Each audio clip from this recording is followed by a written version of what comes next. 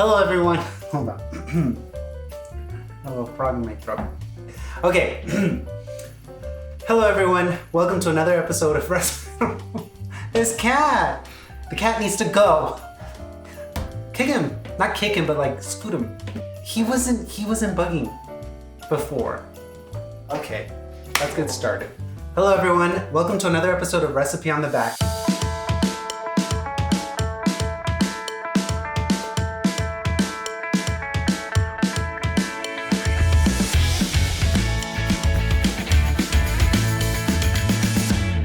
I'm your host, Jonathan Melendez, and this is the show where I try recipes that I find on random grocery store products.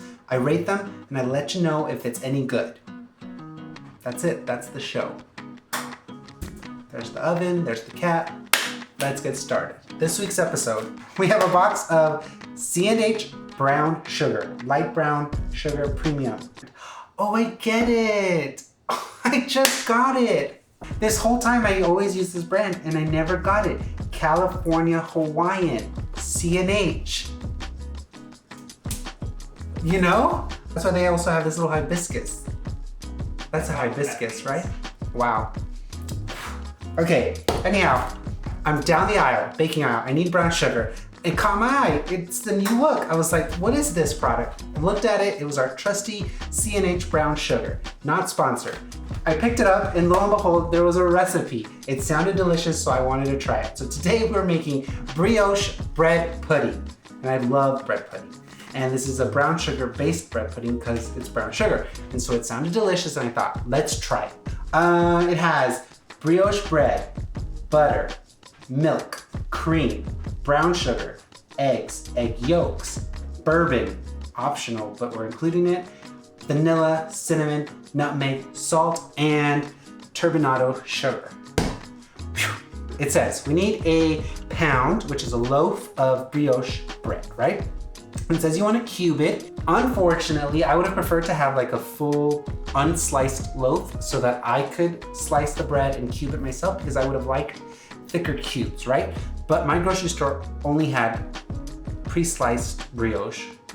And so they're gonna be thinner cubes because this is the only thickness they had, but we're gonna work with what we have. It's better if you use a serrated knife because the bread is so soft that if you use another knife, it'll squish it, you know? Squish it. It doesn't have to be perfect because, you know, it's bread pudding. And then we're gonna put the bread in a 9x13 baking dish. I was trying to cheat it because this is almost like a 9x13, but it's not. So I figured maybe it'll work, but it's not. So we're gonna make the recipe right. You can also do challah bread. I don't know why I said it that way. You can use challah bread. Our sliced bread here, we put it in a 9x13 baking pan. Add a stick of butter that's been melted. You wanna pour it over the bread and then kind of give it a toss. Like this. This would also flavor the bread itself, but prevent it from sticking to the pan.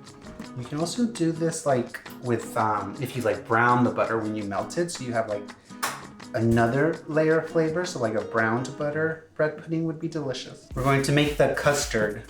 So we have 6 large eggs. You see the cat just come in and out. Yeah. Okay, so 6 large eggs, and we also want 2 egg yolks. And you can save the whites for something else, like if you're scrambling eggs the next morning.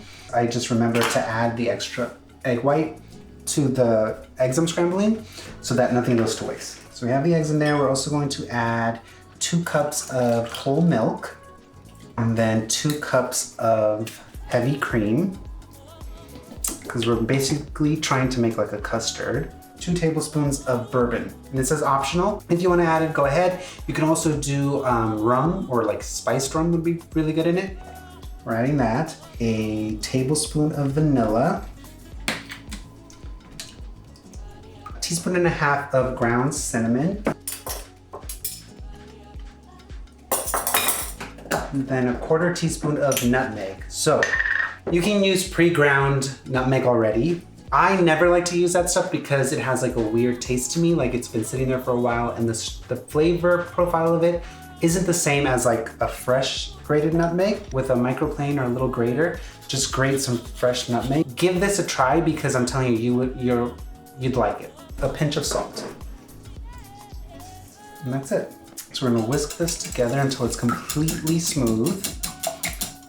Oh, I forgot the main ingredient, which is the sugar. We're also gonna add the sugar in here. It's a 1.5 cups of brown sugar, light brown sugar. You wanna pack it in. Okay, now whisk everything.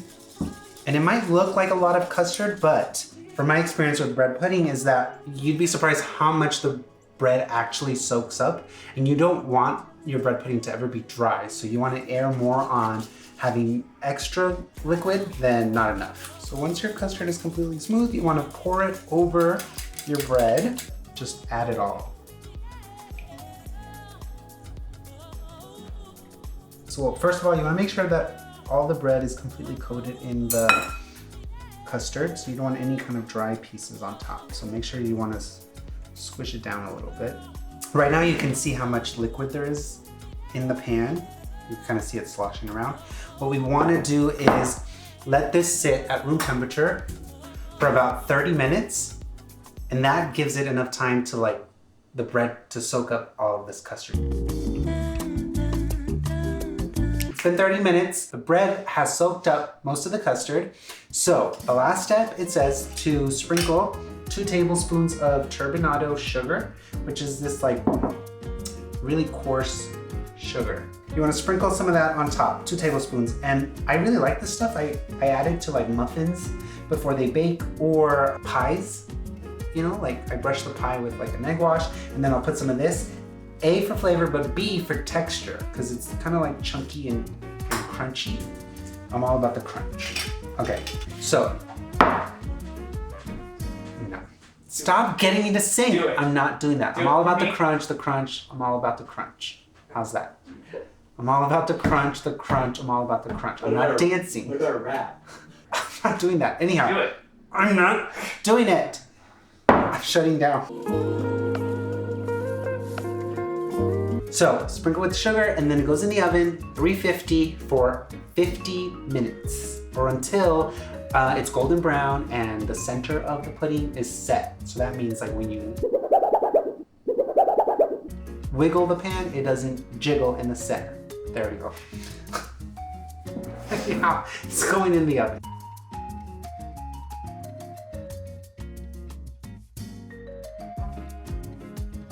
Okay, so our pudding has baked. It looks great. You'll notice that when it comes right out of the oven, it'll be super high and puffed, and then it needs to rest for a little bit, and then it kind of settles down. The custard sets in the middle to make it easier to slice. Okay?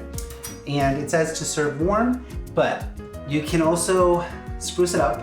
I like my bread pudding either with ice cream, right? Served warm with some ice cream. You can do a dusting of powdered sugar, keep it simple. You can do fresh whipped cream. You can do a glaze, like a powdered sugar glaze. You can do like a custard.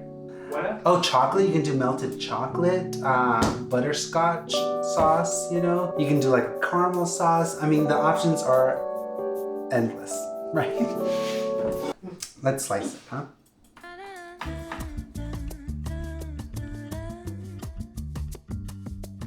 Look at that. It's not dry, it's not completely dry, so the custard looks good. Okay, let's try it. That's really hot. It's so hot. I got my glasses dirty. It's really hot. You don't want to eat it this hot. I was a little bit impatient, but it's really good. I really like the sugar at the end. It really does add a little bit of a texture to it. Look how hot that is. Delicious. I would give this an 8. It's really good. I would make this again. You know, there are certain recipes on the back that I wouldn't make again, like that coconut bacon. But this, I would hands down make it again. It would be delicious. Make this, you'd love it. Thank you, C&H, not sponsored. See you next week.